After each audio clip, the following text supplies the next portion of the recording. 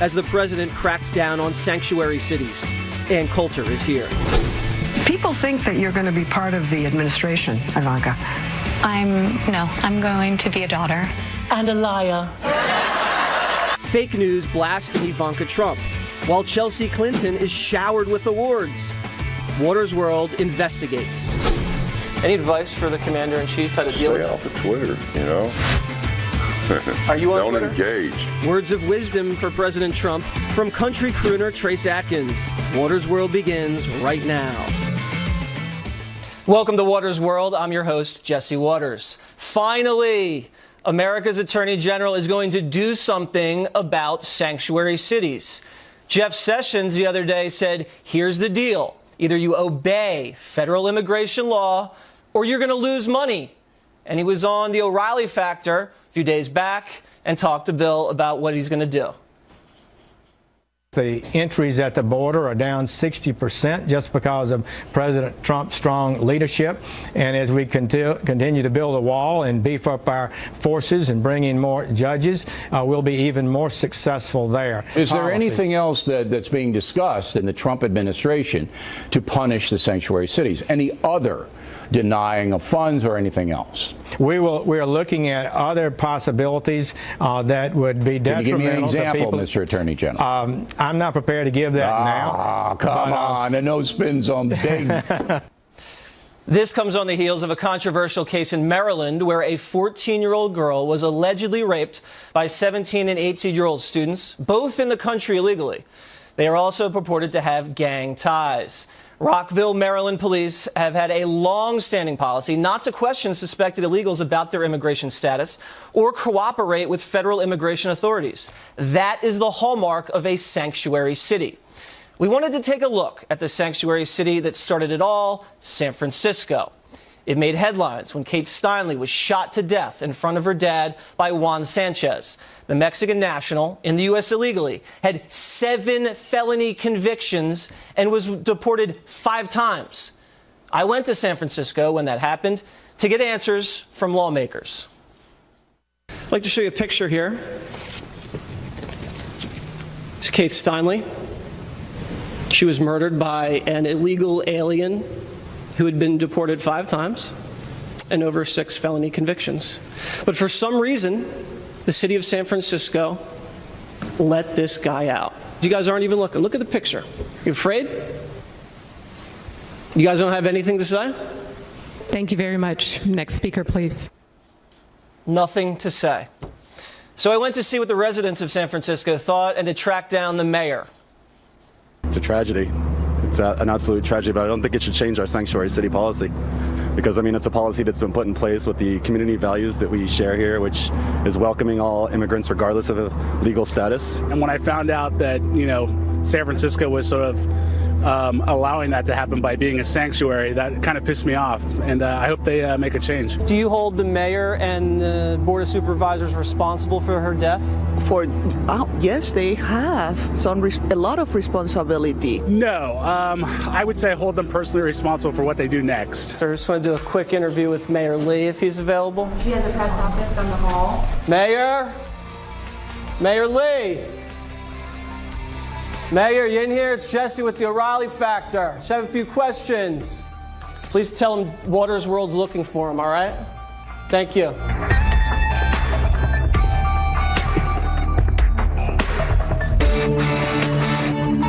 I came all the way from New York just to get a few answers, about the sanctuary city policy. He did send out a statement about this issue. It's a very serious issue.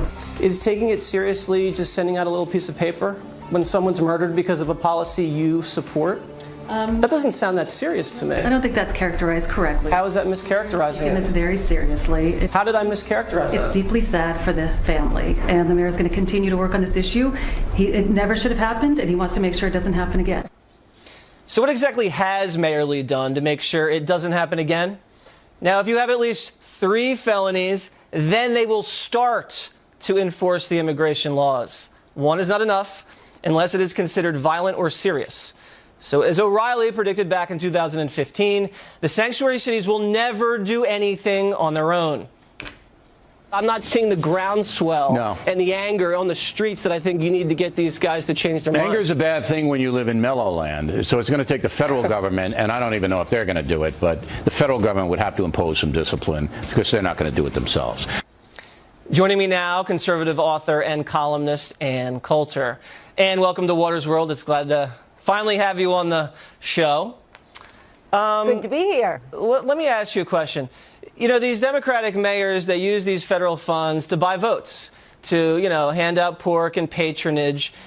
Are we naive to believe that, withholding a few $1 million is going to stop this out of control behavior? Because they'll just keep spending and spending and spending. You think more needs to be done? A lot more federal funds could be withheld. Congress may need to pass a law to allow other federal funds to be withheld. There are certain categories of them that the Attorney General is able to withhold. But I mean, the IRS used tax policy to dictate the dating policies at Bob Jones University. Oh no, the federal government can have a very big impact on not only private schools, but cities and towns. I mean, remember, it was Liddy Dole who changed the national speed limit to 55 miles an hour by threatening to give them highway funds. But the supremacy clause of the Constitution that says federal laws are supreme over state law, it's treated like a ratchet. So if it's a federal law liberals we shall have one national abortion law. Abortion will be legal. That must be enforced. Or the gay marriage ruling. By the way, these aren't laws. These are mere Supreme Court opinions. Down to, some poor little Kentucky clerk. The next day, they're demanding she issue the gay marriage license. But when it comes to things that are, by definition, laws that the federal government ought to be dealing with, immigration. I mean, you can't contain immigration to a single city or a single state. They can walk around. They can go from one town to the next to kill people. Of course, that's immigration, as the Supreme Court has ruled over and over again, and liberals reminded us with Arizona. Of course, immigration is a federal responsibility. Could you imagine if local jurisdictions disregarded federal law on guns? Or on abortion, or on drugs. Tax law. Or tax law. Imagine, we're going to collect the local and then the city and the state tax. We're not really going to hand over any federal taxes. I mean, the hell that would rain down on those cities and states would be unbelievable. But when Democrats do it in these precincts, it's noble. Total double standard. That's actually, that's a great idea because I've noticed liberals never understand or pretend to never understand how corrupt their principles are until we turn around and apply it to them. I mean, we're seeing it right now with the rule on how many votes are needed to confirm a judge. Now, suddenly, they're outraged that we might change it to 51 for the Supreme Court. Well, they changed it to 51 for every position except the Supreme Court. And sexual harassment laws under Bill Clinton. Right. I mean, I defended cases where bosses would get in trouble for having a picture of their own wives wearing a bikini on their desks. That was considered sexual harassment. But Bill Clinton dropping his pants and saying, kiss it.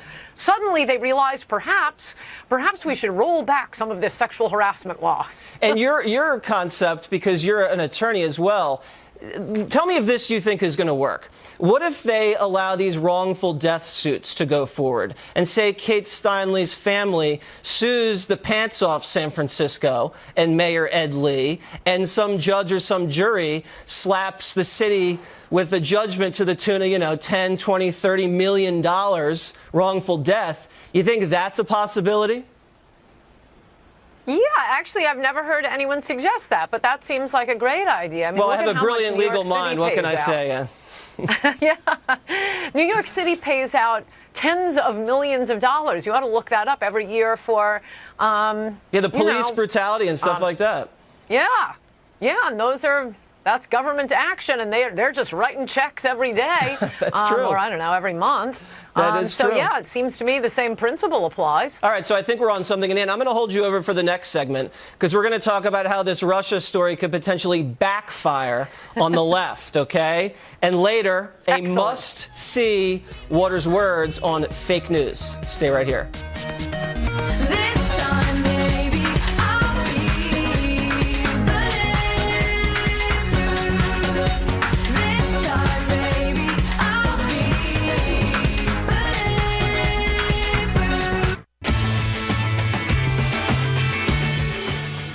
President Trump blasting the media Saturday morning for their obsessive coverage of Russia, tweeting, "When will Sleepy Eyes Chuck Todd and NBC News start talking about the Obama surveillance scandal and stop with the fake Trump-Russia story?"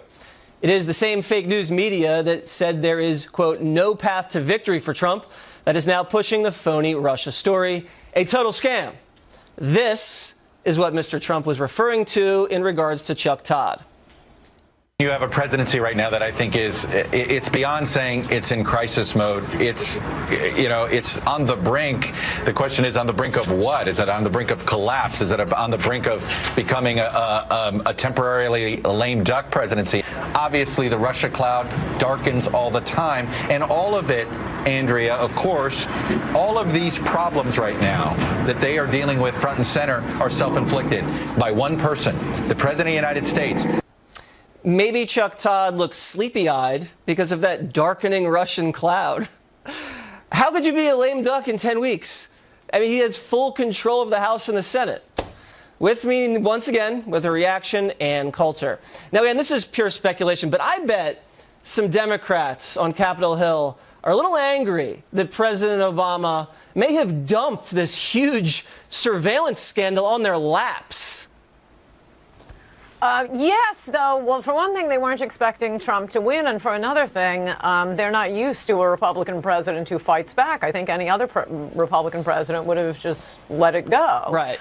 Trump does fight back, and it looks like he could be about to expose a pretty shocking political scandal with the president in power using the intelligence apparatus of the United States to surveil an opposing party candidate. Right. I mean, that is a real scandal, as opposed to the nonsense about Russia, which is getting crazier and crazier by the day. I mean, the factoids they put out there, it takes you 10 minutes, with a flow chart just to explain what it is they're claiming happened. And each one of the factoids, for example, just very quickly, the only source of the claim that Russia hacked the DNC was this Hillary-affiliated outfit, CrowdStrike. The FBI did not do its own investigation. It just said, "Oh, okay, Hillary, you get someone." CrowdStrike happens to be owned by apparently a multi-gazillionaire Ukrainian who hates Russia. And, they discovered it was Russia. But even the report they put out has now fallen apart this week. They were relying on facts or factoids that turned out to be completely false. Mm-hmm.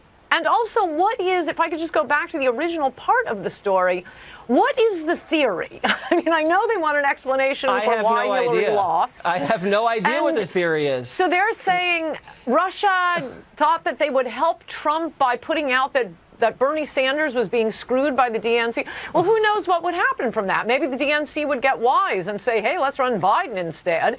And it sure looks a lot more like it was Bernie Sanders supporters within the DNC saying this is a disaster. The Democrats are selling us down the river with Hillary.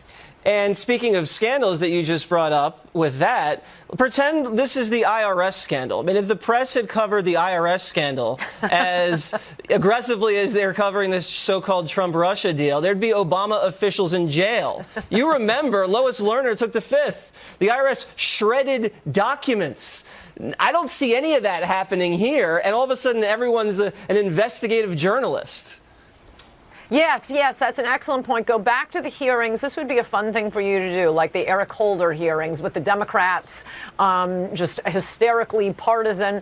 Eric Holder, the Attorney General, you'll recall, was held in contempt. Hey, did the Obama administration enforce that contempt order? Why, no, they did not. But now suddenly they're acting as if Representative Devin Nunes, he's got to behave like he's the judge on a federal court. No, he doesn't. Yes. The Democrats never do. No. I mean, so what if he got information from the White House? Again, they go on these witch hunts. But let's say everything they say is true. So what? I don't understand. And it's funny, they're so concerned with the integrity of this Nunes investigation. I remember the State Department investigation looking into Benghazi never even interviewed Hillary Clinton. And they didn't really care about that investigation and the integrity there. So, Ann, when you find out what the Russian scandal is, will you please let me know?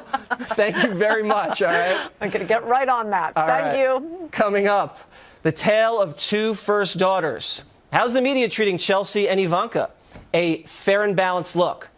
And later, some classic advice from country star Trace Atkins.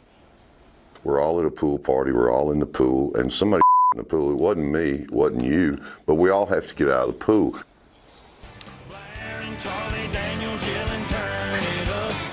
Raised her up a lady, but there's one thing they couldn't avoid. Ladies love country boys. You know it's true.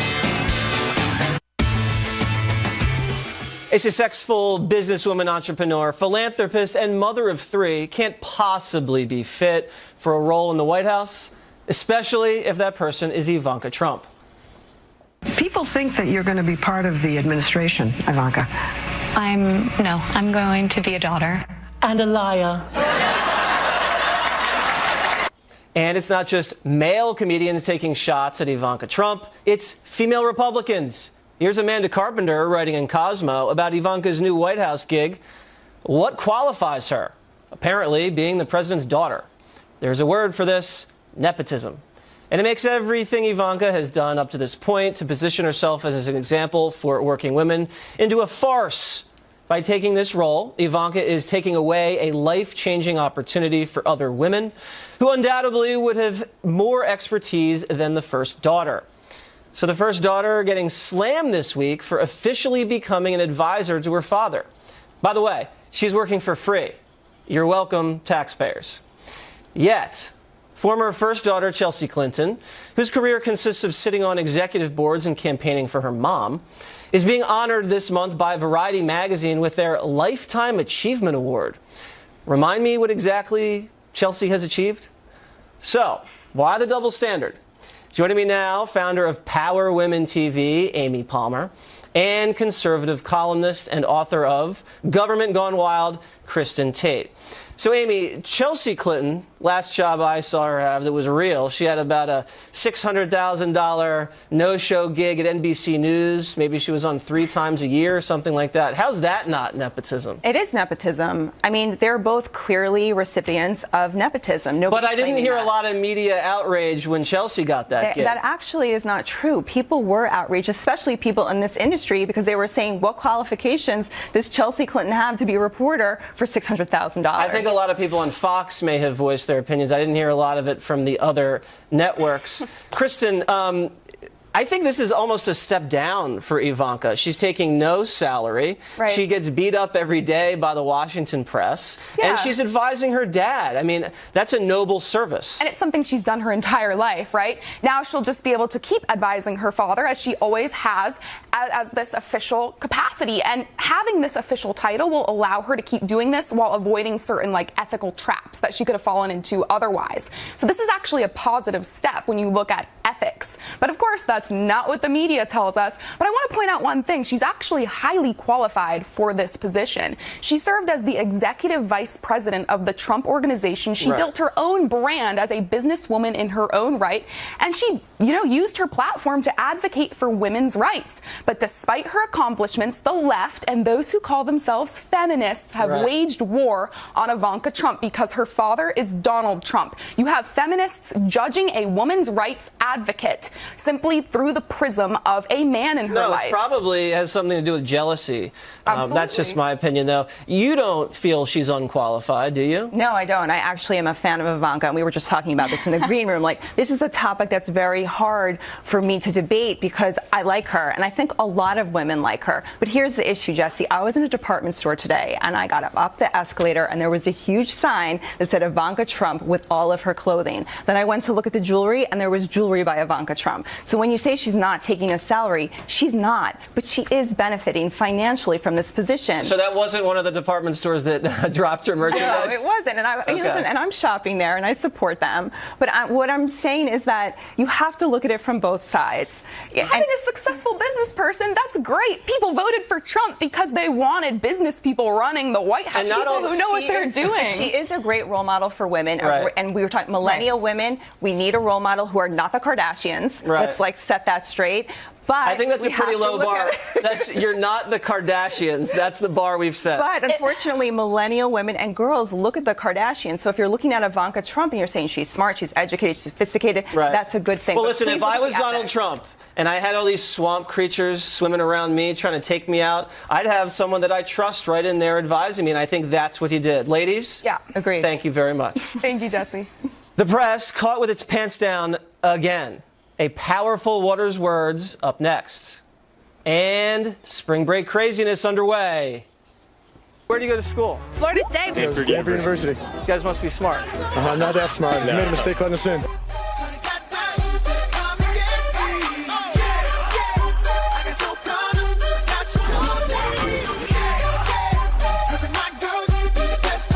Turn down for what? Turn down for what? Welcome back. Fake news and media bias. Those are the topics of tonight's Waters' Words. On the fake news front, an embarrassing disaster for the mainstream media, as usual. The press breathlessly reporting that House Intelligence Committee Chairman Devin Nunes received evidence that Trump figures were surveilled and unmasked by White House officials. Two senior White House officials saying that at least two White House officials. Two White House staffers, two people who worked in the White House.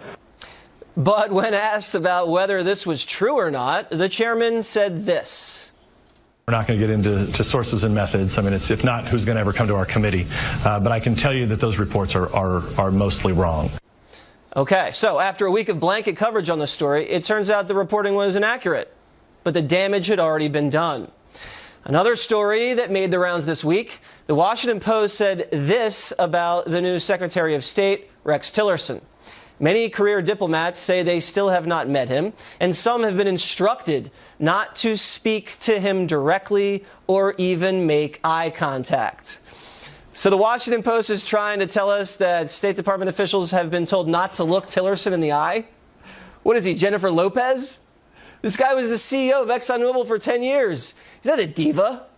Anybody who read this knew it was phony. And to his credit, Ace State Department reporter Matt Lee shot down this bogus report, saying people have been shopping him this BS for months, and it was a complete fabrication. Another outright fabrication involves, who else? Donald Trump. When the president met with German Chancellor Angela Merkel the other day, the Times of London alleged this. Donald Trump handed the German Chancellor Angela Merkel a bill thought to be for more than 300 billion pounds for money her country owed NATO for defending it when they met last weekend. This spread like wildfire to places like Politico, The Hill, Slate. But guess what? More fake news. A spokesman for Merkel said this. Reports that President Trump had presented the federal chancellor with a kind of bill with a concrete billion sum are not true. These types of fake news stories are why the media has such little credibility anymore, and why when the media reports on serious issues like Russian hacking or approval ratings, the public doubts their veracity. It's clear what this is all about. Fictitious and trivial reporting that's used for clicks and partisan politics. Moving on to media bias. This week was an especially bad week, but I feel like I say that every week. Sean Spicer delivered a clever zinger at a briefing on Tuesday. If the president puts Russian salad dressing on his salad tonight, somehow that's a Russian connection. Spicer's got jokes. But the humorless folks over at CNN, you know what they did? They fact-checked the joke. Thing is, Russian dressing isn't Russian. Also, it's really not for salads, but more of a sandwich spread, usually a Reuben. Russian dressing typically is served with corned beef, Swiss, and sauerkraut on a Reuben sandwich. The mayo and ketchup concoction, often dressed up with horseradish and spices, was created in Nashville, New Hampshire. Ooh. Guys, you just fact-checked Russian dressing. Take a lap. Here's another one.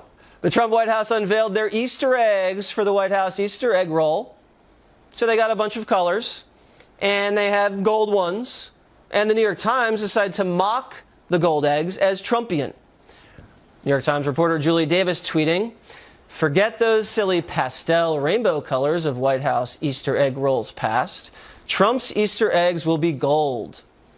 But moments later, our friend Julie at the Times had to issue a little bit of a retraction. "Appears my memory of Easter egg rolls past was wrong. Seems Obama's had a golden egg too, not a Trump innovation." Hey, Julie, next time, don't judge an egg by its color. And finally, dear old Chris Matthews over at MSNBC compared Jared and Ivanka Trump to the sons of brutal dictator Saddam Hussein. Let me just say, I kid about everything, but, Uday and Qusay working for Saddam Hussein, you couldn't go to a restaurant and have eye contact with one of those guys without getting killed. These people are really powerful. Imagine getting into a fight in the office with Jared or Ivanka. They have enormous power, and they're always going to be there. Has Chris Matthews ever compared Chelsea to bin Laden's son? We checked the archives, have not found anything yet. So when it comes to bias, it's clear the press is out to smear President Trump and everything he's associated with. When Easter eggs and condiments are used as weapons to damage the White House, it's clear the press has gone mad. Bottom line, we're on to you. But taking on the media is one thing. Draining the swamp is entirely different. And Steve Hilton has a plan. The former advisor to British Prime Minister David Cameron and the new host of The Next Revolution right here on Fox joins me now. So, Steve, we have the media here, but, the swamp still has to be drained. I hear you have a plan. What is it? Jesse, you're right. You talked earlier about swamp creatures. Well, we've got to figure out who are the swamp creatures and where are they. So we need to start with a map of this swamp in Washington, D.C. It's not as simple. I think we have a map. Let's show the map here. You got a map. Okay. How to drain the swamp. What do we do? So first, we've got to start with the lobbyists, and actually that is where the president has started. He's already put in place some rules. It's the lobbyists that infect this swamp and do all those deals behind closed doors that mean that the people's priorities are not met and the big money donors' priorities are met. Now, he's already started to clamp down on them, but I think he needs to go much further. Tighter rules, more transparency. Who are these lobbyists talking to? What are they doing? But he's made a good start there. But then there's two more steps that are really important. And the first of them, this doesn't get talked about so much. The first is the federal bureaucracy. Now, we talk in general terms about the federal bureaucracy, government's too big and so on. But actually, in my experience working in government, it's those individual people there, often in very senior positions. They've been there and they believe that they are the rightful guide, they have the rightful guidance for their country. They're the people who really control the agenda. Forget about these politicians that come and go. It's these bureaucrats who really act in the national interest. That is so wrong. And in my experience, it's not enough to just reform them and say to them, you've got to do this instead of that. Here's a new government, new administration. We have new priorities. You've just got to get rid of them. Are you allowed to just fire them, or do they have rules against that? You can't just go around Donald Trump saying, you're fired, you're fired, you're fired. Don't they have a lot of regs against that? There are some regs, but you've got to be creative. You can go around it. Now, a lot of them are in unions, and so there's a lot of protection there. But by eliminating positions, you can actually be creative. But you've got to be really aggressive because they're going to fight back. And I think that the scale is something we really need to think about. It's not just enough to trim a little bit of fat here and there. Right. I think what we need is actually to get down those federal bureaucrats to about 10% of the current size. Not a 10% reduction, but 10% of what we have today. Yeah, these swamp creatures fighting back. That's terrifying. I don't even know what to think about that. I'm not even going to go down to D.C. All right, and then lastly, real quick, what's the last solution? Lastly, it's the donors, right? The big donors. Remember, this is not just the Koch brothers that we hear about the whole time. It's on the left as well, the unions that fund all these causes, climate change and so on. You've got to do something about that. And I think that the simplest thing you can do is say to these members of Congress, why should they vote and legislate on issues that donors pay them to get involved in? That is basically corruption. So we've got to clamp down on the donors who basically control Congress. Okay. Now, that's a big, long list, but you've got to get on with it. This is a tall order, Steve. And I just want to see you down in the swamp with a pitchfork, ready to slay some beasts. And I'm going to be right behind you. I'm going to push you ahead. You go first. You've got to come along. I'll be right behind you, all right? Thank you very much. I'm looking forward to it. See you there. It is spring break. College students blowing off steam at the beach. The Waters World investigates the party you haven't seen. And former Apprentice star Trace Atkins has some advice for President Trump.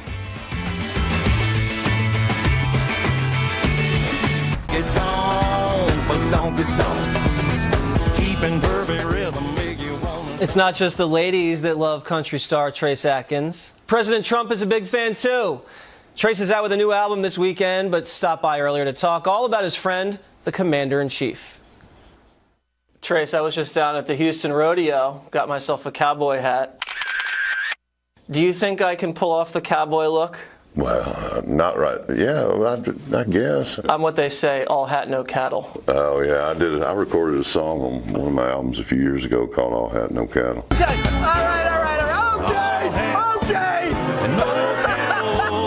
If there's anything these people in New York need to know about people from down south, what do you think it is? People confuse a southern accent with low IQ, and it's not true, but well, it may be in my case, but in other people's it's usually not. You were on Celebrity Apprentice twice. Twice. The winner of All-Star Celebrity Apprentice is Trace Atkins. Knowing Donald Trump back in the day, has he changed at all? If you've seen him on television and you've based your opinion of him off what you've seen, you know, for his public appearances or speaking, whatever, you have an honest opinion of him, because I'm telling you right now, he doesn't turn it on and off for the camera. He's that way all the time. He's that way all the time. I mean, that's just, it's been my experience. In my experience, too, I just flew on Air Force One with him, and he told me to turn the cameras off, and he pumped up the personality even more. I know. Once the cameras go off. Yeah, I remember one day I said, he asked me where I had lunch. We came back from lunch on The Apprentice, and he asked me where I had lunch, and I told him, I can't remember. And I told him I had a ham sandwich, and he said, you should have gone to my golf course and had a ham sandwich, best ham sandwich in the world. You know, and I mean, he feels that, he believes that about all of his stuff. You know, it's the best in the world. And then, you know, he's like that all the time, I swear. The art of the deal says you got to know when to walk away from a bad deal. Do you think that's what the president did with Obamacare repeal? You know, everybody's made such a big deal out of that, you know, and I think it's so ridiculous. I mean, look, when it's 4th and long and you're in the first quarter, you punt the football. That's the right play. You know, you play defense, you play field position. It's 4th and long, punt the football. That's the right play, and that's what he did. President relentlessly under attack by haters in the press and then also out on the streets. Any advice for the Commander-in-Chief how to deal with it? Stay off of Twitter, you know. Are you on Don't Twitter? engage. I have a presence on there. I don't do it. I don't myself. I don't look at it anymore because the haters. I just, you know, I just quit doing it. I don't want to participate in anything where people just can vomit up that bile all the time. You know, I don't have time in my life to look at that crap. The analogy that I use is we're all at a pool party. We're all in the pool, and somebody in the pool. It wasn't me, it wasn't you, but we all have to get out of the pool. Well, you can swim in it if you want to, but I'm going to take a shower. I'm getting out of the pool. When Bill O'Reilly hired me, he almost fired me because he said my voice was too high-pitched for television. Any advice to get the deep baritone like you have? Whiskey and cigarettes. You think that's a smart idea? No, that's not a smart idea. Don't do that. Okay. Your new album's coming out. Something's going on. You pumped up about that? Just came out yesterday. Yeah. You know, we keep doing it. I keep doing it because I love to do it, man. I still love to go in the studio and make records, get in there with those incredible musicians and take a raw piece of material and turn it into something that's hopefully cool. And I still love that. It's stimulating, that creative process. I still like it, so I just keep making records, and thankfully somebody still likes to listen to them. Well, thank you very much for joining Waters World. I really appreciate it, and good luck. It's good to meet you, man. Up next, it's the party of the year for college kids. What's your major?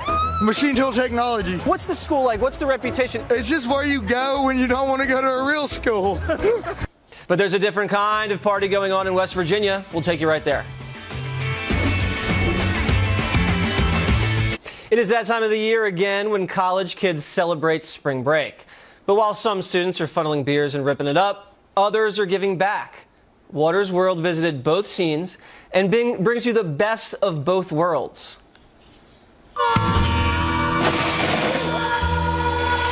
So what are you doing out here for spring break? I'm here with UW, the University of Delaware Alternative Breaks program, and we're here fixing up a house in Appalachia. How much time each day do you spend working on this house? We're here for about 9 hours a day. 9 hours a day, and you're not getting paid? Nope. Most freshmen at the University of Delaware are in Panama City Beach right now, doing booty shaking contests. Where do you go to school? Florida State. I go to the United States Air Force Academy, and this sweetheart goes to the University of Kentucky. Stanford University. You guys must be smart. Not that smart. No. Made a mistake letting us in. And you're here building homes. I don't think I'm missing much. This is much better to me, to be honest.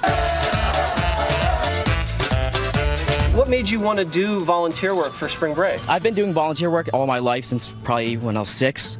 I firmly believe that giving back to your community or any other community is great. I've been volunteering a lot throughout my life, and it felt natural to use my spring break to come and do something like this. It's just the most rewarding thing that I could possibly feel. Did your parents make you come here for spring vacation? Absolutely not. Really? Nope.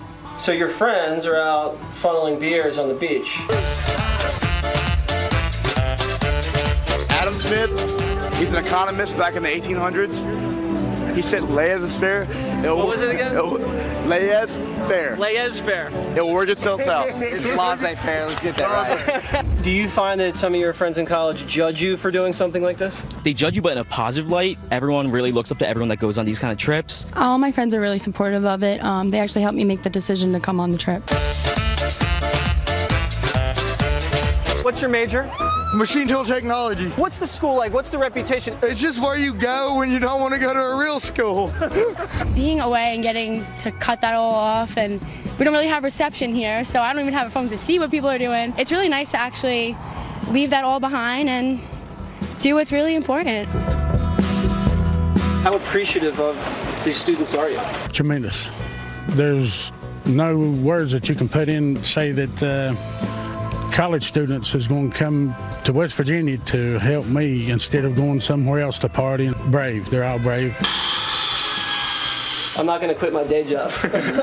How's my collar? It's good. You gotta put your collar. This is awful. What do you mean? You gotta put it down. It's not cool. I thought I was hip. No, you're not hip at all. Thank you guys very much. I tell you to behave, but you're already doing a very good job of that. Thank you. All right, and always remember one thing. Waters, and this is my world. Up next, tweets of the week.